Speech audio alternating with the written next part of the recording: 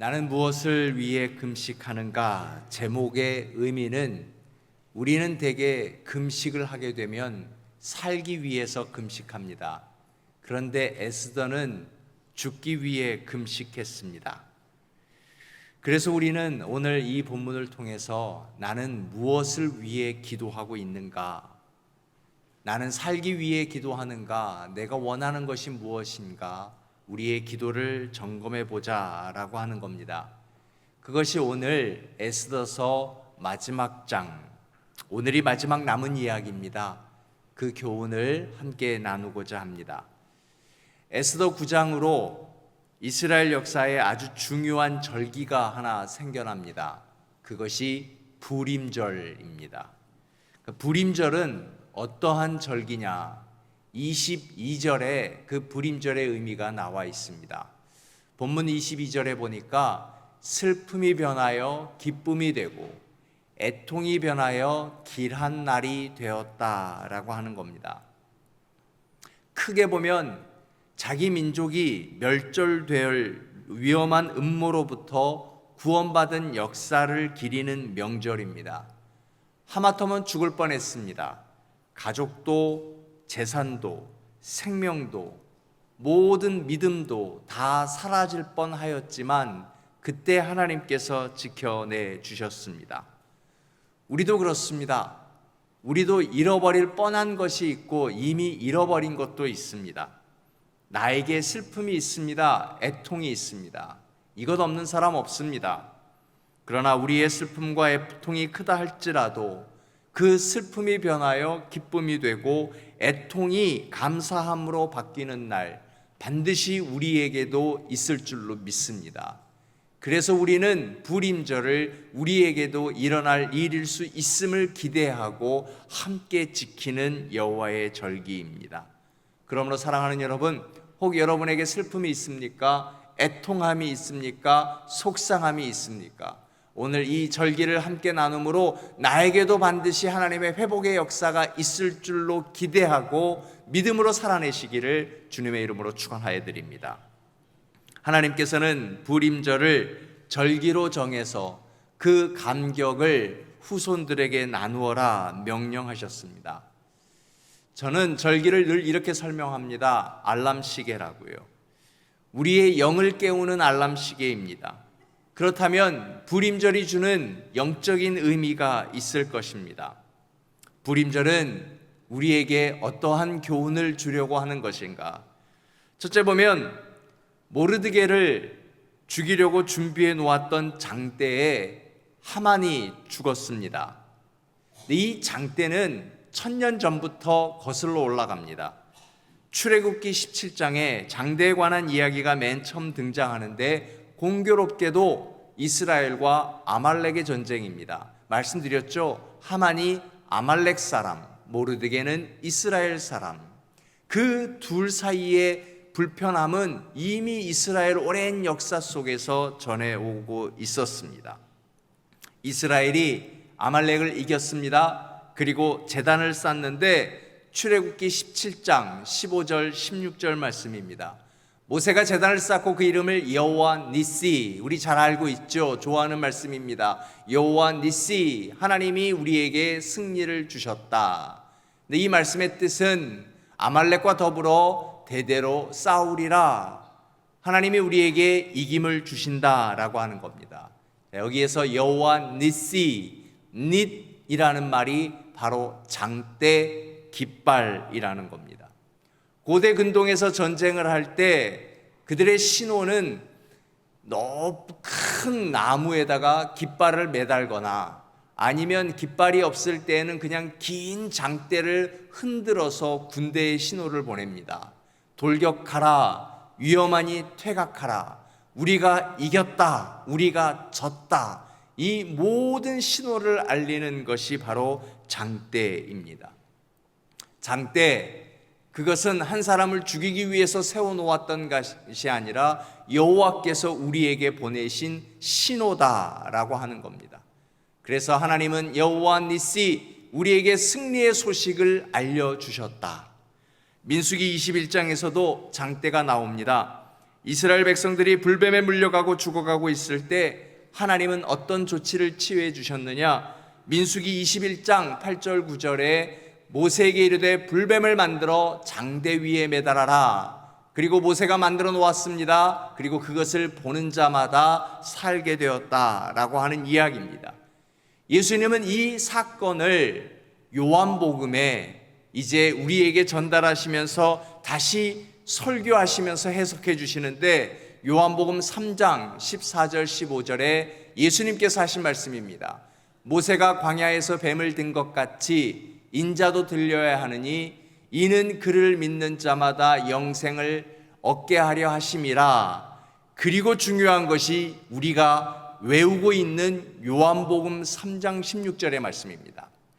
하나님이 세상을 이처럼 사랑하사 독생자를 주셨으니 예수 그리스도가 장대에 매달리게 되셨으니 이는 그를 믿는 자마다, 장대에 매달린 예수 그리스도를 보는 자마다 멸망하지 않고 영생을 얻게 하려 하십니다. 사랑하는 여러분, 예수 그리스도가 장대에 매달리셨습니다. 연약함입니다. 죽음입니다. 실패입니다. 그래도 주를 보시겠습니까? 믿으시겠습니까? 이 믿음에 우리의 승리가 있다, 영생이 있다. 이 말씀이 예수님께서 주신 요한복음 3장 16절의 말씀입니다. 믿음은 점이 아니라 선입니다. 믿음은 일시적인 행위가 아니라 지속적인 행동입니다. 믿음이란 오늘 이 예배 자리에 앉아 있다라고 하는 것이 아니라 추상적인 선언이 아니라 구체적인 삶을 의미하는 것입니다.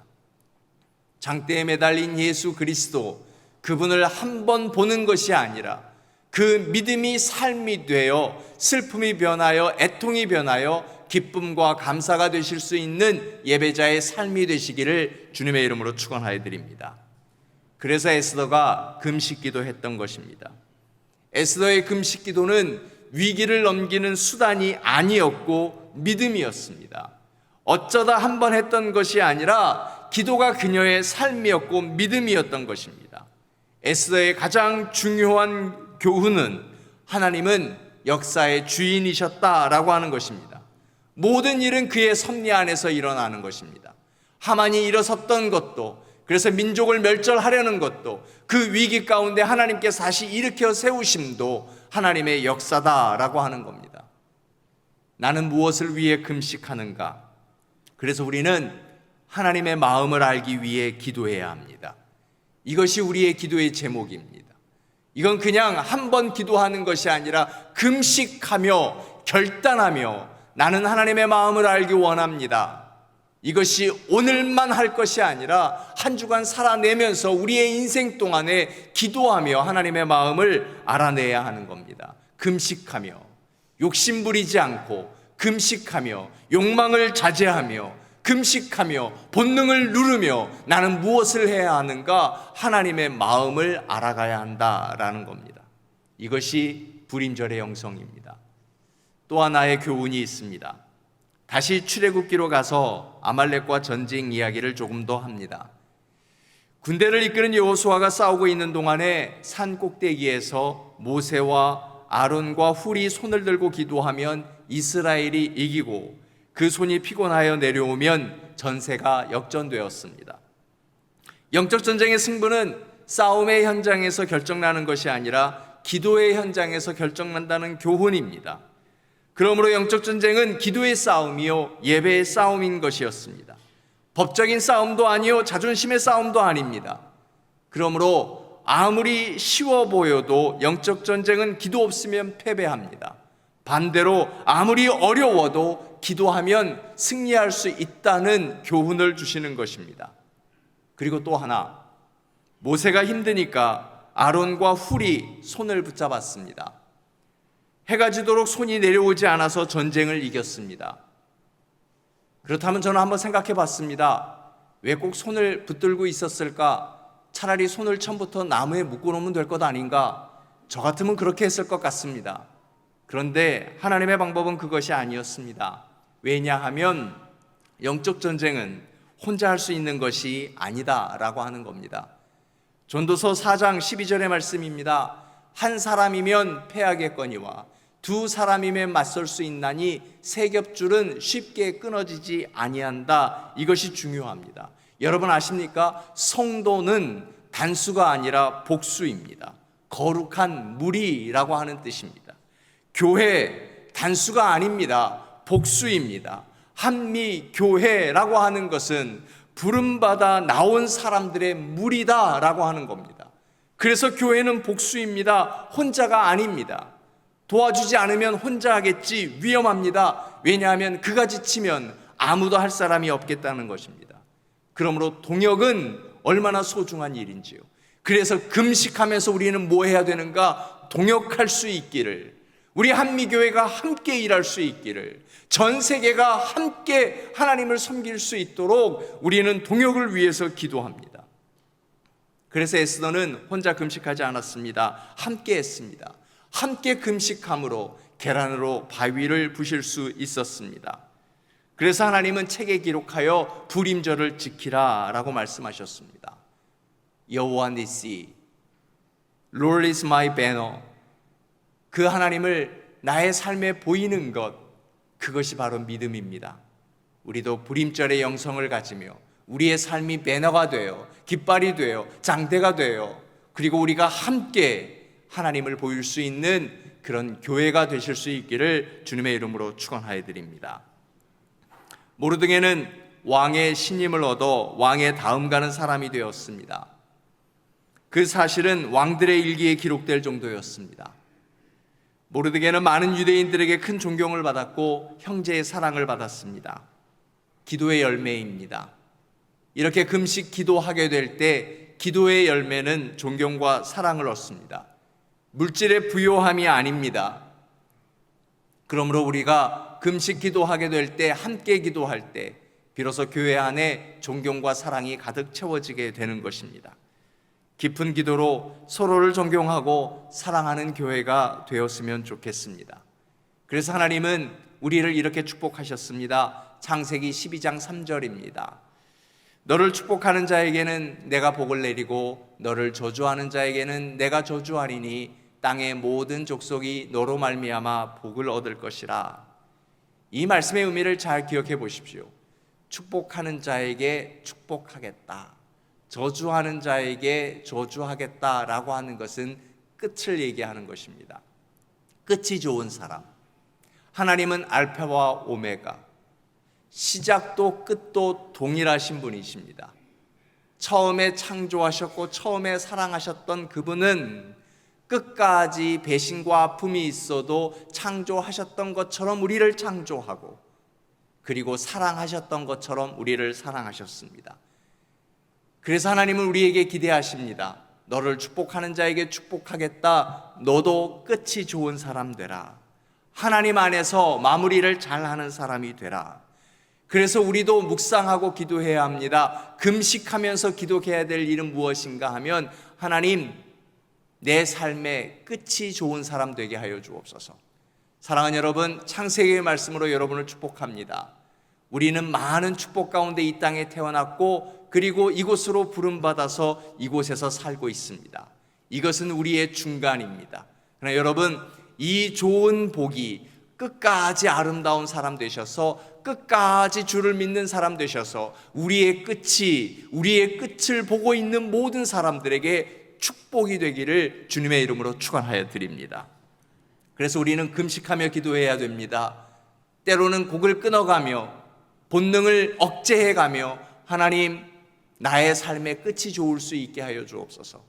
우리가 무슨 일을 하든 시작부터 끝까지 좋은 예배, 끝까지 좋은 사역, 끝까지 좋은 바자, 이 모든 것이 우리의 사명이다라고 하는 것입니다. 그래서 하나님이 보여주신 것이 있습니다. 누가복음 15장, 우리 지난 부흥에 또 잘 들었던 말씀입니다. 누가복음 15장은 놓치지 말 것은 이렇게 시작합니다.